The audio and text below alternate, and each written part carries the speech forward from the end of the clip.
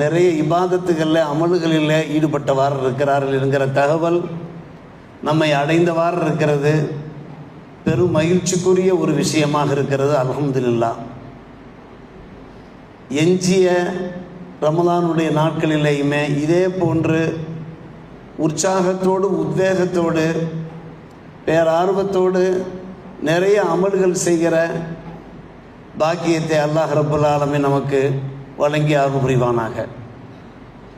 இன்றைய தினம் அருமை சகோதரர்களே, பெரியோர்களே, ஜக்காத் சம்பந்தமாக நாம் பேசவிருக்கிறோம்.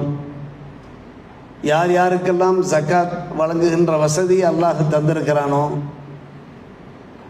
அல்லாஹ்வுடைய கட்டளை ஏற்று ஜக்காத் வழங்குகிற பாக்கியத்தை அல்லாஹ் ரப்புல் ஆலமீன் அளித்து அருள் புரிவானாக. குர்ஆனிலே பல இடங்களிலே ஜக்காத் வழங்குவது பற்றி பேசப்பட்டிருக்கிறது. குறிப்பாக 9ஆம் அத்தியாயம் 103ஆம் வசனத்தில் அல்லாஹ் பேசுகிறான். ஹுது மின் அம்வாலிஹிம் சதகத்தன் துத்தஹிருஹும் வ துஸக்கீஹும். அவர்களுடைய செல்வங்களிலிருந்து நபியே நீங்கள் தர்மத்தை வசூல் செய்யுங்கள். இந்த தர்மம் அவர்களை பரிசுத்தப்படுத்தும், தூய்மைப்படுத்தும். அவர்களுக்காக நீங்கள் துஆ செய்யுங்கள். உங்களுடைய துஆ இருக்கிறத உங்களுடைய உம்மத்துமார்களுக்கு சாந்தி சமாதானத்தை தரக்கூடியதாக இருக்கும். அல்லாஹ் அத்தனையும் செவிமடுப்பவனாக நன்கு அறிந்தவனாக இருக்கிறான் என்று அல்லாஹ் ரப்புல் ஆலமீன் இந்த இறைவசனத்திலே கூறுகிறான். நபியை பார்த்து நாயன் கட்டளை இடுகிறான், நீங்கள் ஜக்காத்தை வசூலித்து உரியவர்கள் பக்கம் நீங்கள் கொண்டு போய் சேருங்கள் என்று அல்லாஹ் கட்டளை பிறப்பிக்கிறான். அம்வால் என்ற வார்த்தையை அல்லாஹ் பயன்படுத்துகிறானே, அதிலே தங்கம், வெள்ளி, வியாபார சரக்குகள், கால்நடைகள், விளைபொருள்கள் எல்லாமே அதிலே சேர்ந்து விடுகின்றன. தங்கத்திலே, வெள்ளியிலே, வியாபார பொருள்களிலே, கால்நடைகளிலே, விளைச்சல்களிலெல்லாம் நாம் ஜக்காத் தர வேண்டிய ஒரு அவசியத்தில் இருந்து கொண்டிருக்கிறோம். குறிப்பாக அரசு இஸ்லாமிய அரசாக இருக்குமானால் அதற்கென சில பணியாட்களை ஆட்சியாளர்கள் நியமனம் பண்ண வேண்டும். அந்த பணியாட்கள் வசதி வாய்ப்பு உள்ளவர்களிடத்தில், பணக்காரர்கள் செல்வ சீமான்களிடத்திலே சென்று ஜக்காத்தை வசூலித்து அதற்காக அரசாங்கம் ஒரு காப்பகத்தை, பைத்துல் மாலை நிறுவி அதில் அந்த செல்வங்களை சேமித்து உரியவர்களுக்கு அந்த செல்வத்தை கொண்டு போய் சேர்க்க வேண்டும், ஜக்காத்தை கொண்டு போய் சேர்க்க வேண்டும் என்று பணிக்கப்பட்டிருக்கிறார்கள். இஸ்லாமிய அரசாங்கத்திற்கு அப்படிப்பட்ட ஒரு கட்டளை இருக்கிறது. அன்பு சகோதரர்களே, நாமும் நம்முடைய ஊர்களிலே என்ன செய்திருக்கிறோம்? பைத்துல் மால் நிதியகத்தை ஏற்படுத்தியிருக்கிறோம், காப்பகத்தை ஏற்படுத்தியிருக்கிறோம். நம்முடைய வீடுகளிலே வசூலுக்காக நாம் செல்லுகிற போது பைத்துல் மாலுக்கு என்று ஒரு தனித்தொகை தருகிறார்கள். அந்த பைத்துல் மால் மூலமாக ஜக்காத் நிதி மூலமாக ஏழை எளியோருக்கு நம்முடைய மக்கள் அதன் மூலமாக நிதி உதவி வழங்கி கொண்டிருக்கிற காட்சியை நாம் பார்த்து கொண்டிருக்கிறோம். இஸ்லாமிய அரசாங்கத்திற்கு அப்படிப்பட்ட ஒரு கட்டளை என்றால் ஒவ்வொரு ஊரிலேயுமே ஒவ்வொரு மஹல்லா ஜமாத் இது போன்ற காரியங்களிலே ஈடுபட வேண்டும், இஸ்லாமிய சேவைகளில் ஈடுபட வேண்டும். அரபியில் நிசாப் என்று சொல்வார்கள். ஜக்காத் விதியாகுவதற்கு குறைந்தபட்ச அளவுக்கு நிசாப் என்பார்கள். நிசாபு தொகை இருந்தாலே என்ன செய்தாக வேண்டும்? ஜக்காத் கொடுத்தாக வேண்டும். நாம் எல்லோரும் அறிந்த ஒரு விஷயம்தான், தங்கத்தில் 87.5 கிராம் நமக்கு சொந்தமானதாக இருந்தால், வெள்ளியிலே 612.5 கிராம் நமக்கு சொந்தமானதாக இருந்தால், அதற்கான அந்த பெருமான தொகை இருந்தாலும் கூட நமக்கு ஜக்காத் கடமையாக ஆகிவிடுகிறது. அல்லாஹ் ரப்புல் ஆலமீன் இந்த அளவுக்கு வசதி வாய்ப்பு உள்ளவர்களுக்கும் கூட ஜக்காத்தை தந்துவிட வேண்டும் என்று பணிக்கிறான். இதை நாம் நினைவிலே கொள்ள வேண்டும். நம்முடைய வீடுகளிலே, நம்முடைய வீட்டு நகைகளிலே இந்த அளவுக்கு இருக்கிறதா என்பதை கணக்கிட்டு பார்த்து நாம் ஜக்காத்து கொடுத்து விட வேண்டும். 87.5 கிராம் தங்கம் இருந்தால், 612.5 கிராம் வெள்ளி நகை இருந்தால் அவசியமாக நாம் என்ன செய்ய வேண்டும்? ஜக்காத் கொடுத்து விட வேண்டும். குர்ஆனிலே அல்லாஹ் ரப்புல் ஆலமீன் வஅகீமுஸ் ஸலாத்த வஆத்து ஸகாத்த வர்கஉ மஅர் ராக்கியின், நீங்கள் தொழுகையை நிறைவேற்றுங்கள், ஜக்காத் வழங்குங்கள், தொழக்கூடியவர்களோடு சேர்ந்து ருக்கு செய்யக்கூடியவர்களோடு சேர்ந்து நீங்கள் ருக்கு செய்யுங்கள், ஜமாத்தோடு நீங்கள் தொழுகையை நிறைவேற்றுங்கள் என்று குர்ஆனிலே அல்லாஹ் பணித்திருக்கிறான. இது போன்ற வசனங்கள் அன்பு சகோதரர்களே, பெரியோர்களே, குர்ஆனிலே நிறைய இருக்கின்றன. குறிப்பாக 80 வசனங்களிலே அல்லாஹ் ரப்புல் ஆலமீன் தொழுகையை பற்றி பேசுகிற போது அதோடு சேர்த்து ஜக்காத்தையும் பேசுகின்றான். நாம் குர்ஆனை ஆய்ந்து பார்த்தோம் என்றால் இந்த உண்மையை விளங்கிக் கொள்ள முடியும். காரணம், தொழுகைக்கும் ஜக்காத்துக்கும் நெருங்கின ஒரு தொடர்பு இருக்கிறது. தொழுகை எப்படி மனிதனுடைய உடலையும் உள்ளத்தையும் சுத்தப்படுத்துகிறதோ அதே போன்று ஜக்காத் மனிதனுடைய மனசையும் சுத்தப்படுத்துகிறது மட்டுமல்லாமல் மனிதனுடைய அந்த பொருள், அவருடைய செல்வத்தையும் அது தூய்மைப்படுத்துகிறது என்பதை துவக்கத்திலே நாம் எடுத்துரைத்த அந்த வசனத்தின் வாயிலாக ஞாபகப்படுத்தி கொண்டிருந்தோம். நம்முடைய செல்வம் பரிசுத்தமாக ஆகிவிடுகிறது. நம்முடைய செல்வம் இறைவனுடைய பாதுகாப்புக்கு உள்ளானதாக ஆகிவிடுகிறது. தமிழிலே நாம் அடிக்கடி கேட்கிற ஒரு விஷயம்தான், வணங்கி வாழ வேண்டும், வழங்கி வாழ வேண்டும், இணங்கி வாழ வேண்டும் என்ற அந்த 3 முத்தான வாசகங்களை நாம் கேட்டவாறு இருக்கிறோமே. இது நம்முடைய வாழ்க்கையிலே வந்துவிட வேண்டும். நாம் அதை கடைபிடிக்க வேண்டும். ஆம், நம்முடைய வாழ்க்கையிலே வணக்கம் இருக்கிறது, வணங்குதல் இருக்கிறது. தொழுகை, நோன்பு மற்றும் ஹஜ்ஜு மூலமாக வணங்குதல் இருக்கிறது. வழங்குதலும் இருக்கிறது. ஜகாத், சதக்கா, தான தர்மங்கள் மூலமாக வழங்குதல் இருக்கிறது. இணங்குதலும் இருக்கிறது. இதை நம்முடைய இஸ்லாமிய சகோதரர்களுக்கு இந்த ஜக்காத்தை வழங்குவதன் மூலமாக, உம்மத்தினருக்கு வழங்குவதன் மூலமாக, குறிப்பாக அன்பான பெருமக்களை நம்முடைய உற்றார் உறவினர்களுக்கு நாம் வழங்குவதன் மூலமாக அந்த இணங்குதலும் இருக்கிறது. ஆக வணங்குதல், வழங்குதல், இணங்குதல், இந்த 3மே அன்பான பெருமக்களை ஒவ்வொரு முஸ்லிமிடத்திலையும் இடம்பெற வேண்டிய ஒரு முக்கியமான அம்சங்களாக இருக்கின்றன. ஒவ்வொருவருமே யோசித்து பார்க்க வேண்டும். இந்த 3ம் நம்மிடத்தில் எந்த அளவுக்கு இருக்கின்றன என்பதை நாம் யோசித்து பார்க்க வேண்டும். ஐவேளை தொழுதால் மட்டும் போதாது. அருமை சகோதரர்களே, நாம் ஜக்காத் கடமைப்பட்டிருந்தால் ஜக்காத்தும் தந்தாக வேண்டும் இன்ஷா அல்லாஹ். ஏன் அல்லாஹ் ரப்புல் ஆலமீன் தொழுகையோடு ஜக்காத்தை இணைத்து பேசுகிறான் என்றால், ஐவேளை தொழுவதன் மூலமாக இம்மையிலே மறுமையிலே ஏராளமான நன்மைகள் நமக்கு கிடைப்பது போன்ற ஜக்காத்து வழங்குவதன் மூலமாக, கணக்கிட்டு வழங்குவதன் மூலமாக அது போன்ற ஏராளமான நன்மைகள் நமக்கு கிடைக்கப்பெறுகின்றன. அதே சமயம் தொழுகை விட்டவருக்கு, தொழாதவருக்கு என்ன இழப்புக்கள், என்ன தண்டனைகள் இருக்கிறதோ அதே போன்ற இழப்புக்கள், தண்டனைகள் அல்லாஹ் பாதுகாக்க வேண்டும். அன்பான பெருமக்களை, நம்முடைய சமுதாயத்தை, நம்முடைய ஊரார் உற்றாரை ஜக்காத் கொடுக்காதவருக்கும் இழப்புக்கள் ஏற்படும், சோதனைகள் ஏற்படும் என்பதை நாம் நினைவில் கொள்ள வேண்டும். ஜக்காத் என்றால் என்ன பொருள்? சங்கை மிகு உலமாக்களிடத்தில் பலமுறை நாம் கேட்ட ஒரு விஷயம்தான். ஜக்காத் பரிசுத்தப்படுத்துதல், வளர்ச்சி அடைய செய்தல் என்பது அதனுடைய அகராதி பொருள். ஆனால் ஷரியத்திலே அதற்கான விளக்கம் என்ன?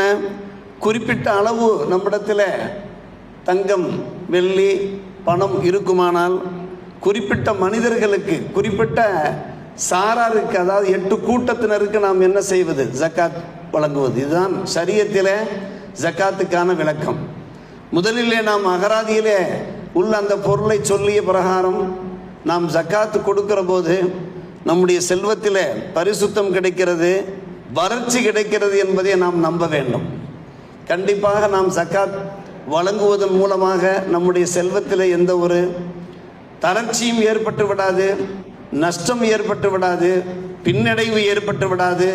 மேலும் மேலும் நம்முடைய செல்வம் பல்கி பெருகத்தான் செய்யும் என்பது நம்முடைய இஸ்லாத்தினுடைய ஒரு அழகான அறிவுரையாக இருக்கிறது, இனிமையான ஒரு போதனையாக இருக்கிறது. வாழ்க்கையில் நாம் கடைபிடிக்க வேண்டும்.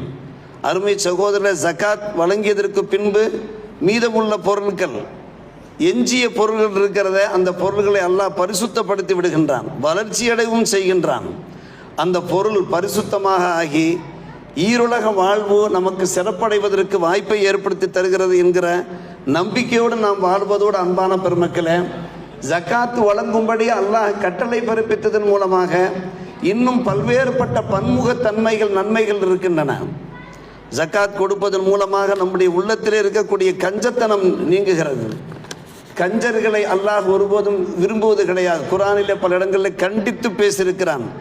கஞ்சத்தனம் அகழ்வதோடு நம்முடைய மனசில் இருக்கக்கூடிய பேராசை பெரும் நஷ்டம் என்று சொல்வார்கள் அல்லவா, அந்த பேராசையும் கூட குறைந்து விடுகிறது. மட்டுமல்லாமல் நம்முடைய இதயத்திலே ஈவு இரக்கத்தன்மை அதிகரிக்கிறது.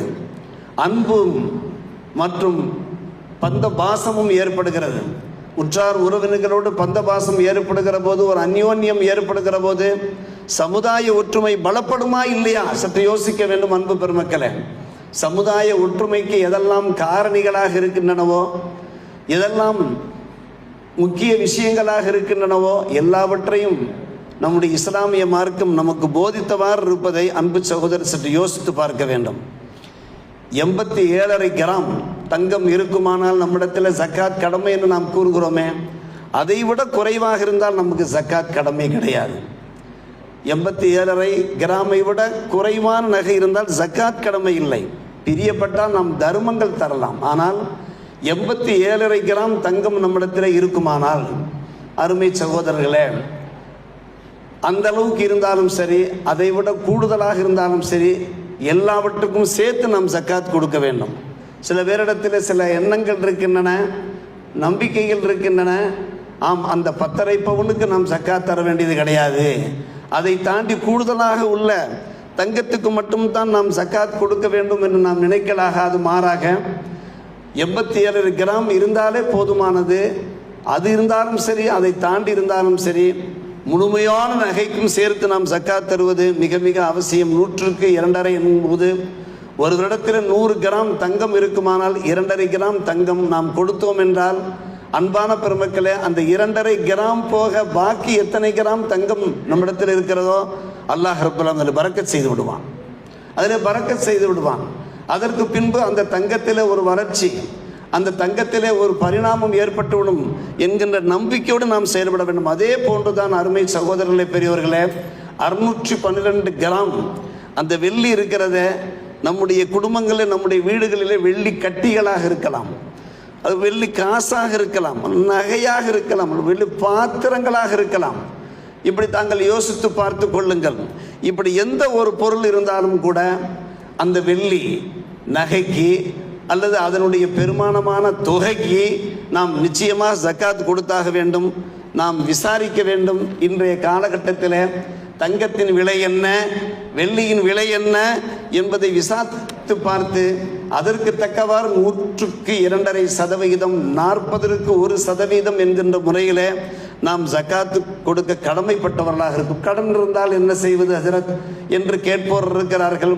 ஆம், நம்மிடத்தில் கடன் இருக்குமானால் அந்த கடனை அடைக்க வேண்டிய ஒரு நிர்பந்தமான ஒரு வாழ்க்கையில் நாம் இருந்தோம் என்றால், எந்த அளவுக்கு கடன் இருக்கிறதோ அந்த கடனை கழித்து கொண்டு பாக்கி உள்ள பணத்திலே ஜக்காத் கடமையாகிற அளவுக்கு நம்மிடத்தில் செல்வம் இருக்குமானால், அருமை சகோதரர்களே, நாம் ஜக்காத் கொடுக்க வேண்டும். அந்த அளவுக்கு நம்முடைய மார்க்கம் நம்மை கஷ்டப்படுத்தவில்லை. நீங்கள் உங்களுக்கு கடன் இருந்தாலும் கூட நீங்கள் அந்த எல்லா செல்வத்திலையும் ஜக்காத் தந்தாக வேண்டும் என்று நம்முடைய மார்க்கம் நம்மை நிர்பந்தம் செய்யவில்லை. கடன் போக நாம் தர வேண்டும். அருமை சகோதரர்களே, பெரியவர்கள், நம்முடைய வீடுகளில் நம்முடைய தாய்மார்கள் அணிகலன்களாக ஆபரணங்களாக அணிந்திருக்கிறார்கள் தங்க நகைகள். அந்த தங்க நகைகளையும் கூட அதையும் நாம் கணக்கிலே சேர்த்து கொள்ள வேண்டும். நம்முடைய மதுகு பிரகாரம் அதற்கும் நாம் ஜக்காத் தர வேண்டும் என்பது நம்முடைய மதுகபு சட்டமாக இருக்கிறது. ஆய்வு அடிப்படையில் உள்ள ஒரு விஷயமாக இருக்கிறது. யாருக்கு நாம் ஜக்காத்து கொடுக்க வேண்டுமோ அவர்களுக்கு நாம் ஜக்காத்து கொடுக்க வேண்டும். அவர்களுடைய தேவைகள் நிறைவேறுகிற முறையில், அவருடைய வாழ்வாதாரங்கள் பூர்ணமாகிற முறையில் நாம் ஜக்காத்து கொடுப்பது மிக மிக முக்கியமான ஒரு விஷயமாக இருக்கிறது. அதை நாம் ஒரு வார்த்தையிலே சொல்லி முடிக்க முடியாது. ஜக்காத்துக்கு என்று பல்வேறுபட்ட வழிகாட்டுதல்கள் இருக்கின்றன, சட்டதிட்டங்கள் இருக்கின்றன, ஒழுங்குமுறைகள் இருக்கின்றன. அவற்றையெல்லாம் நாம் கடைபிடித்து செய்கிற போதுதான் அந்த கடமை நிறைவேறும் மட்டுமல்ல, அதனுடைய முழு பலன்களையும் நாம் அடைய முடியும். குர்ஆனிலே அல்லாஹ் 9ஆம் 9ஆம் அத்தியாயம் 60ஆம் வசனத்தில் யாருக்கு ஜக்காத் கொடுக்க வேண்டும் என்பதை விவரித்து பேசியிருக்கிறான். இன்னும் சதுகாத்துலில் ஃபுகாரா வல் மசாக்கின் என்று வல் ஆமிலீன அலைஹா என்கிற அந்த வசனம் அப்படியே தொடர்கிறது. 7 கூட்டத்தினர். அந்த 7 கூட்டத்தினரையும் நாம் குர்ஆனுடைய தர்ஜுமாவை பார்த்து நாம் 9ஆம் அத்தியாயத்தில் தர்ஜுமாவை பார்த்து தெரிந்து கொள்ள வாய்ப்பு இருக்கிறது. 8 கூட்டத்தினர். அந்த 8 கூட்டத்தினரில் அன்பு சகோதரர்களே, மெயினாக அல்லாஹ் முதலிலே சொல்வது ஃபுகரா மசாக்கின். ஃபுகரா என்றால் யார்? ஜக்காத் கடமையாகாதவர்கள். ஏதோ அவர்களிடத்தில் கொஞ்சம் நெஞ்சம் செல்வம் இருக்கிறது, ஆனால் ஜக்காத் கொடுக்கிற அளவுக்கு அவரிடத்தில் வசதி வாய்ப்பு இல்லை. அவர்களை ஃபுகரா என்பார்கள். அவர்களுக்கு நாம் ஜக்காத் கொடுக்கலாம். மசாக்கின் யார்? அன்றன்றைக்கு சம்பாதித்து சாப்பிடக்கூடியவர். இன்று அவர் உழைத்தால்தான் உண்ண முடியும் என்கிற நிலையிலே உள்ளவர். அன்றாட காய்ச்சி என்பார்கள் எங்கள் ஊர் தமிழிலே, எங்கள் திருச்சி மாவட்ட தமிழிலே அன்றாட காய்ச்சிகள் என்று சொல்வார்கள். அன்றைக்கு அவர்கள் சம்பாதித்தால்தான் அவர்களும் குடும்பத்தினரும் உண்ண முடியும், புசிக்க முடியும், நிம்மதியாக உறங்க முடியும் என்கிற நிலைமையிலே உள்ளவர்கள். எனவே அன்பான பெருமக்களே, அந்த 8 கூட்டத்தினரில் நாம் ஒவ்வொரு கூட்டமாக நாம் யோசிப்பதை விட நம்மை சுற்றி யார் ஃபுகராக்கள் மசாக்கின்கள் இருக்கிறார்கள் என்பதை நாம் கணக்கிட்டு பார்த்து ஆய்வு செய்து பார்த்து அவர்களுடைய தேவைகள் நிறைவேறுகிற முறையில் நாம் கொடுக்க வேண்டும். யார் யாருக்கு கொடுக்க வேண்டுமோ அதற்கெல்லாம் வழிகாட்டுதல்கள் இருக்கின்றன. நம்முடைய தாய்க்கு, தந்தைக்கு, பாட்டனுக்கு, பாட்டியாவுக்கு, இவர்கள் போன்ற மூதாதையருக்கு, அதே போன்ற நம்முடைய மகனுக்கு, பேரனுக்கு, மகளுக்கு, பேத்திக்கு, இவர்கள் போன்ற சந்ததிகளுக்கெல்லாம் நாம் ஜக்காத்து கொடுக்கக்கூடாது. காரணம், இவர்களுக்கு நாம் செலவு செய்ய வேண்டிய கடமை இருக்கிறது. நம்முடைய தந்தைக்கு நாம் செலவு செய்ய வேண்டுமா இல்லையா? நம்முடைய தாய்க்கு செலவு செய்ய வேண்டுமா இல்லையா? நம்முடைய பாட்டன் பாட்டியாவெல்லாம் யார் அவர்கள்? நம்முடைய மூதாதையர்கள் அல்லவா? நம்முடைய பிள்ளைகள், நாம் பெற்ற பிள்ளைகள் நம்முடைய சந்ததிகள் அல்லவா? இவர்களுக்கெல்லாம் நாம் ஜக்காத்து தொகையை கொடுத்து நாம் கடமையை கழித்து விட முடியாது. மாறாக அன்பான பெருமக்களே, நாம் என்ன செய்ய முடியும்? அவர்களுக்கு நாம் எப்போதும் போல நம்முடைய கடமையை செலவு செய்து கொண்டிருக்க முடியும். அதே போன்றுதான் அன்பான பெருமக்களே, மற்ற உறவினர்களுக்கு நாம் கொடுக்கலாம். நம் கூட பிறந்த அண்ணன் தம்பிகள் இருக்கிறார்கள், வசதி இல்லாமல் இருக்கிறார்கள், அக்கா தங்கைகள் இருக்கிறார்கள், சிறிய பெரிய தந்தைமார்கள் இருக்கிறார்கள், தந்தையோடு கூட பிறந்த மாமிமார்கள் இருக்கிறார்கள், சிறிய பெரிய தாய்மார்கள் இருக்கிறார்கள், மாற்றான் தாய் இருக்கிறார்கள், மாற்றான் தகப்பனார்கள் இருக்கிறார்கள். இவர்களுக்கெல்லாம் நாம் செலவு செய்ய வேண்டிய கடமை இல்லை. யாருக்கு செலவு செய்ய வேண்டிய கடமை இல்லையோ அவர்களுக்கு ஜக்காத் கொடுக்கலாம். யாருக்கு செலவு செய்ய வேண்டிய கடமை இருக்கிறதோ அவர்களுக்கு நாம் ஜக்காத் கொடுக்க முடியாது. தந்தைக்கு, தாய்க்கு நாம் செலவு செய்ய வேண்டிய கடமையினை அவர்களுக்கு ஜக்காத் தர முடியாது. சில ஊர்களில் சில பழக்கம் இருக்கிறது, ஜக்காத்தை வீட்டுக்குள்ளேயே வைத்துக் கொள்வதற்காக வேண்டி. நான் இந்த ஊருக்கு வந்த காலத்தில் அதை மக்கள் காமெடியாக விளையாட்டாக பேசிக் கொண்டிருப்பார்கள். கணவன் மனைவிக்கு மத்தியிலே கொடுத்து கொள்வது. கணவன் ஏழையாக இருப்பார், மனைவி கணவனுக்கு கொடுத்து விடுவது. மனைவி ஏழையாக இருப்பார், கணவன் மனைவிக்கு கொடுத்துவது. கடமை நீங்கி விட்டது, பொருள் நம்மிடத்திலே இருக்கும், பணம் நம்மிடத்திலே இருக்கும், வெளியே செல்லாது. இது கூடாத அன்பான பெருமக்களே. கணவன் மனைவி இருவரில் ஒருவர் ஏழையாக இருந்தார்கள் என்றால் ஒருவருக்கொருவர் கொடுத்து உதவ முடியாது. அது அவர்களுக்கு இடையிலே செய்ய வேண்டிய அந்த கடமை இருக்கிறது. எனவே இது போன்றெல்லாம் நாம் என்ன செய்ய முடியாது? ஒரு குறுக்கு வழியை தேட முடியாது. எனவே அருமை சகோதரர்கள், நம்முடைய மார்க்கத்தில் யாருக்கு ஜக்காத்து கொடுக்க வேண்டும் என்கின்ற விளக்கங்கள் எல்லாம் இருக்கின்றன. அதை நாம் விளங்கித்தான் வைத்திருக்கிறோம். பல்வேறுபட்ட ஜக்காத் சம்பந்தப்பட்ட விளக்க உரைகள், விளக்க நூல்கள், கட்டுரைகள் எல்லாம் வந்திருக்கின்றன. தொடர்ந்து நாம் படிக்கிறோம், படிக்க வேண்டும். படித்து நாம் என்ன செய்ய வேண்டும்? அல்லது உலமாக்களுடைய வழிகாட்டுதல்கள் அடிப்படையில் நாம் செயல்படுவது மிக மிக முக்கியமான ஒரு விஷயமாக. அல்லாஹ் பாதுகாப்பானாக, இந்த சமுதாயத்தை அல்லாஹ் பாதுகாப்பான. ஒரு பக்கம் செல்வ சீமான்கள் என்ன செய்கிறார்கள்? ஒவ்வொரு வருடமும் தங்களுடைய செல்வத்தை நல்ல முறையிலே கணக்கிட்டு கொஞ்சம் கூட குறைந்து விடாமல் அவர்கள் மிக சிறப்பான முறையில் ஜக்காத் வழங்கி கொண்டிருக்கிறார்கள். ஊரெல்லாம் வழங்கி கொண்டிருக்கிறார்கள். சொந்த பந்தங்கள் எங்கெல்லாம் இருக்கிறார்களோ அங்கெல்லாம் தேடி தேடி செல்கிறார்கள். தமிழ் மாநிலத்தில் செய்கிறார்கள், கேரளாவுக்கு செல்கிறார்கள், கர்நாடகாவுக்கு செல்கிறார்கள். எனவே ஜக்காத் அவரிடத்தில் நிறைய பரக்கத்தாக இருக்கிற போது ஒட்டுமொத்த உம்மத்தினரும் பயனடைய வேண்டும் என்கின்ற முறையில் சில மக்கள் செயல்படுவதை பார்க்கிற போது நமக்கு மிக மிக மகிழ்ச்சியாக இருக்கிறது. ஆனால் ஒரு சிலர் கொடுப்பதற்கு யோசிக்கிறார்கள். நம்முடைய செல்வத்திலே கொஞ்சம் குறைகிறதே, அதிலே ஒரு நஷ்டம் ஏற்பட்டு விடுமோ என்கின்ற தேவையில்லாத ஒரு அச்சம் இருக்கிறது. அந்த அச்சம் தேவையில்லை. என்ன காரணம்? பெருமானார் ரசூலே கரீம் ஸல்லல்லாஹு அலைஹி அறிவுறுத்திருக்கிறார்கள், எச்சரிக்கை செய்திருக்கிறார்கள். எந்த செல்வத்திலே ஜக்காத் கடமையாக இருந்து ஜக்காத் கொடுக்கவில்லையோ அந்த செல்வம் அழிந்தே தீரும் என்கிறார்கள். இல்லா ஹலக்க, அல்லாஹ் பாதுகாப்பானாங்க. அந்த செல்வத்திற்கு என்ன இருக்காது? நிரந்தரம் இருக்காது, பாதுகாப்பு இருக்காது, அதில் ஹலாக்கு ஏற்பட்டுவிடும். எந்த செல்வத்திலே ஜக்காத் கொடுக்க வேண்டிய கடமை இருக்கிறதோ அந்த நிசாபை அடைந்து விட்டார். நிசாப் 87.5 கிராம் தங்கம், 612 கிராம் வெள்ளி, இப்படி நாம் ஒவ்வொன்றாக நாம் சொன்னோமே. ஜக்காத் தர வேண்டிய அந்த நிசாபுகள் அளவீட்டை நாம் சொன்னோமே. எனவே அந்த மாதிரி கொடுக்க வேண்டிய அந்த செல்வத்திலே நாம் ஜக்காத் கொடுக்காவிட்டால் அந்த செல்வம் அழிந்து போய்விடும் என்று அன்னை ஆயிஷா ரலியல்லாஹு அன்ஹா அவர்கள் அறிவிக்கிற ஹதீஸை நாம் கிதாபுகளில் பார்க்கிறோம். அஸ்மா பின்த் யஸீத் ரலியல்லாஹு அன்ஹா அவர்களுடைய அந்த நிகழ்ச்சியை நாம் ஒவ்வொரு ரமதானிலேயுமே நம்முடைய சமூகத்தில் நினைவுபடுத்துவது உண்டு. அவர்கள் தங்களுடைய சிறிய தாயாரோடு பெருமானார் ரசூலே கரீம் ஸல்லல்லாஹு அலைஹி வஸல்லம் சந்திக்க வருகிற போது அருமை சகோதரர்களே தங்க வளையல்கள் அணிந்திருக்கிறார்கள். பெருமானார் ரசூலே கரீம் ஸல்லல்லாஹு அலைஹி வஸல்லம் கேட்டார்கள், இந்த தங்க வளையல்களுக்கு நீங்கள் ஜக்காத் கணக்கிட்டு கொடுத்து விட்டீர்களா? இல்லை யா ரசூலுல்லாஹ் என்று சொன்னபோது பெருமானார் ரசூலே கரீம் ஸல்லல்லாஹு எச்சரிக்கை செய்தார்கள், கியாமத்து நாளிலே அல்லாஹ் நெருப்பு காப்புகள், இந்த தங்க வளையல்களுக்கு பகரமாக நெருப்பு காப்புகள் உங்களுடைய கரங்களிலே அணிவிப்பதை நீங்கள் விரும்புகிறீரா என்று கேட்டார்கள். பெண்கள் இருக்கிறார்களே, அவர்கள் அணிந்திருக்கக்கூடிய அந்த ஆபரணங்கள் இருக்கின்றனவே, அணிகலன்கள் இருக்கின்றனவே, அவற்றுக்கெல்லாம் என்ன செய்ய வேண்டும்? அருமை சகோதரர்களே, பெரியோர்களே, ஜக்காத் கொடுத்து விட வேண்டும். இதை நாம் பெண்களிடத்திலே எடுத்து சொல்ல வேண்டும். ஆண்கள் நாம் கேட்கின்றோம், நாம் தான் நம்முடைய பெண்களிடத்திலே, நம்முடைய தாய்மார்களிடத்திலே, நம்முடைய சகோதரிகளிடத்திலே, துணைவியரிடத்திலே எடுத்து சொல்ல வேண்டும். அருமை சகோதரர்களே, பெரியோர்களே, இன்றைக்கு ஒரு கேள்வி என்னவென்று கேட்டால், ஆம், நகையினுடைய விலை அதிகமாகி போய்விட்டதே, 1 லட்சத்தை தாண்டி சென்று கொண்டிருக்கிறதே, அப்படினால் ஜக்காத்தினுடைய தொகை அதிகரிக்கிறது, அதிகமாக கொடுக்க வேண்டியிருக்கிறது, என்ன செய்வது என்று ஒருபோதும் யோசிக்கவே கூடாது. அன்றைய காலகட்டத்தில் பொதுவாகத்தான் வாக்கிமுஸ்ஸலா வாத்து ஜக்கா என்று சொல்லப்பட்டிருக்கிறது.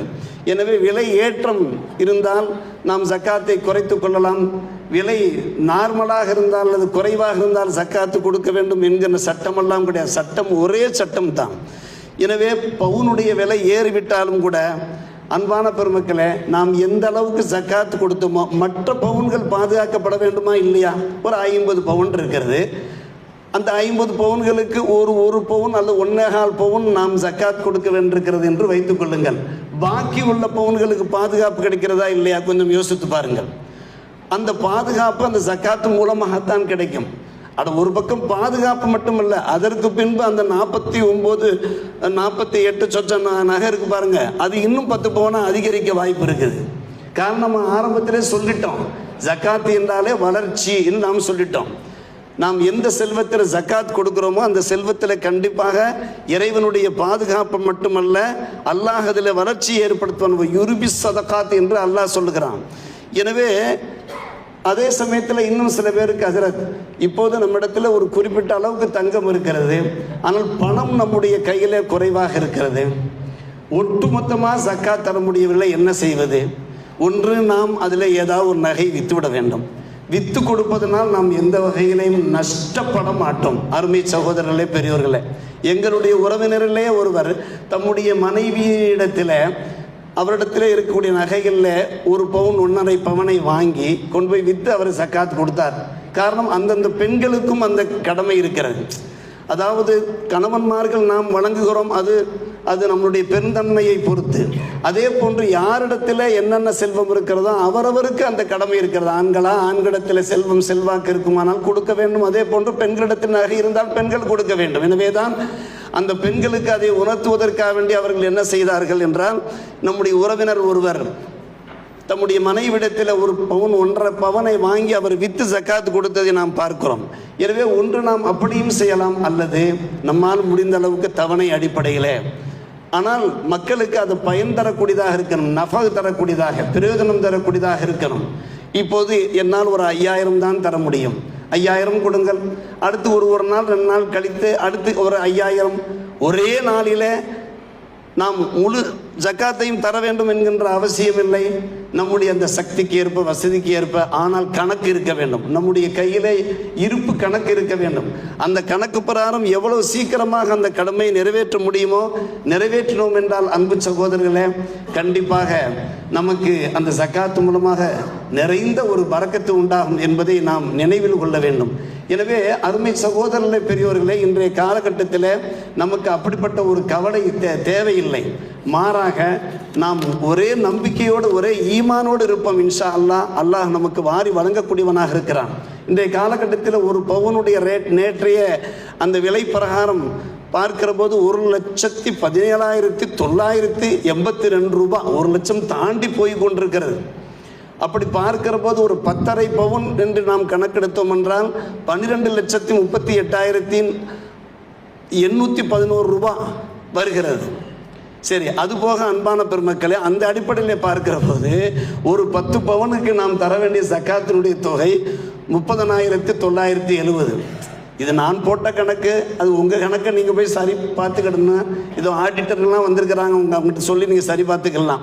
அதே போன்று அன்பு சகோதரர்களே, 10 பவுனுக்கு இப்படி என்றால் 50 பவுன், 50 பவுனுக்கு கிட்டத்தட்ட 58,99,100 ரூபாய்.